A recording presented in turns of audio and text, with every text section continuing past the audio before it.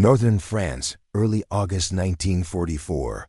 The hedgerows still held their shape, and the air smelled of damp soil and crushed leaves. A small infantry unit paused along a sunken lane, boots resting, rifles lowered. For a moment, the war seemed distant, reduced to radio murmurs and cautious glances. Nothing yet suggested the lane would soon break its quiet, or that routine movements were being watched from far beyond the trees. Birds lifted and settled, unaware of lines being drawn across their flight. Private Daniel Moore was 23, a clerk before the war, carrying habits from civilian life without noticing.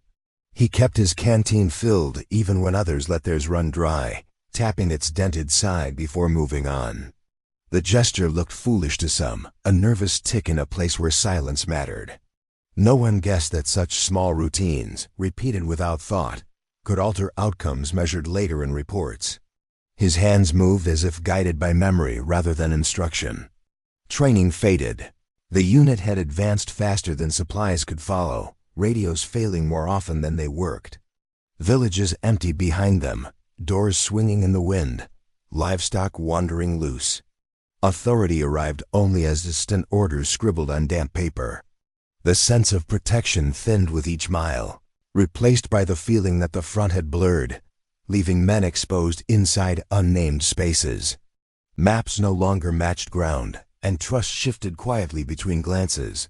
Sleep shortened. Voices lowered. They moved again near midday, crossing the lane in pairs. Moore lifted his canteen, took a short drink, then let it hang against his chest as he stepped forward. The sound of a shot arrived before the echo, sharp and close. Dirt jumped near his boots. Someone shouted, then stopped.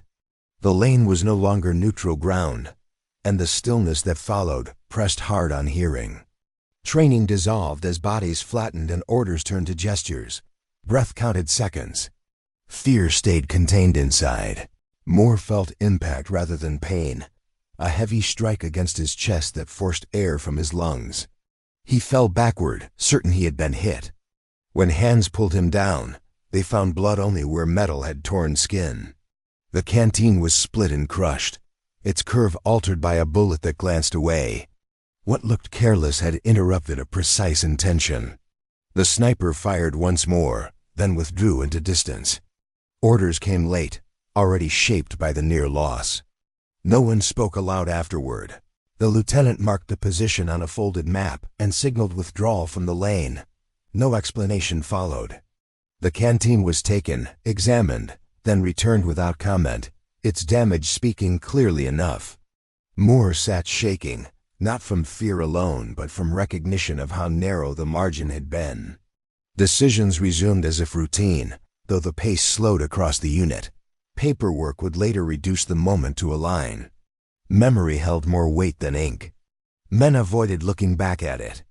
That evening, notes were written in margins of diaries and on ration wrappers, details never meant for reports. Some of those fragments survive in archives, folded and misfiled, carrying weight disproportionate to their size. If these records are gathered and read, the war appears less abstract, shaped by accidents and habits rather than plans alone, waiting quietly for attentive readers. Such pages invite those who seek them to listen. They ask patience, not certainty. Silence remains part of it.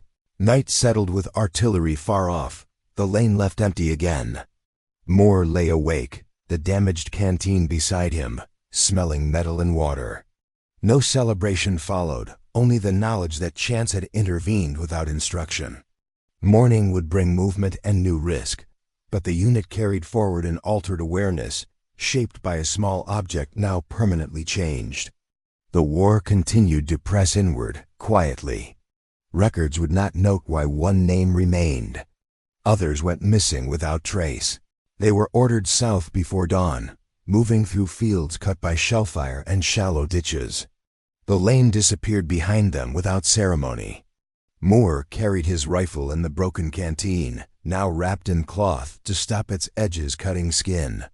No one mentioned the sniper again. Silence became procedure, enforced not by command but by shared understanding. Marching replaced reflection. Villages passed like sketches, half erased. The war resumed its shape, indifferent to how close it had come to changing names on a list that morning. At a temporary holding point, a clerk recorded numbers and movements with practiced distance. Men were counted, reassigned, pushed forward. Moore stood briefly while an officer inspected equipment, pausing at the wrapped canteen before moving on. There was no space for questions. Bureaucracy absorbed the incident without residue, translating danger into logistics. Nearby, others waited for transport, some wounded, some simply exhausted. The system functioned, even as individuals carried moments that would never surface in official language or typed summaries stored elsewhere. Days later, the unit crossed a river under intermittent fire.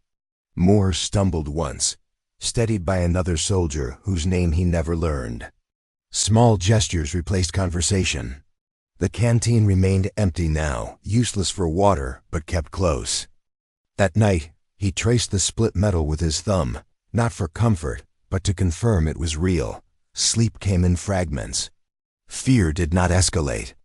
It settled, becoming a constant presence rather than an event. Records would later show only dates, locations, and gradual attrition across advancing lines. Some men disappeared during a night movement, their absence noted only at roll call. No explanations followed. The march continued through terrain stripped of markers, where roads dissolved into mud. Moore felt lighter without the canteen's weight, but refused to discard it. Objects carried meaning beyond utility. Around him, others kept letters, photographs, or nothing at all. Survival felt provisional, borrowed from circumstances not fully understood. Authority remained distant, expressed through whistles and hand signals.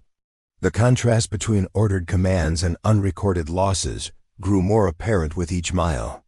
Weeks later, during a pause near a damaged rail station, Moore traded the canteen for a pencil. The exchange was brief, unremarkable.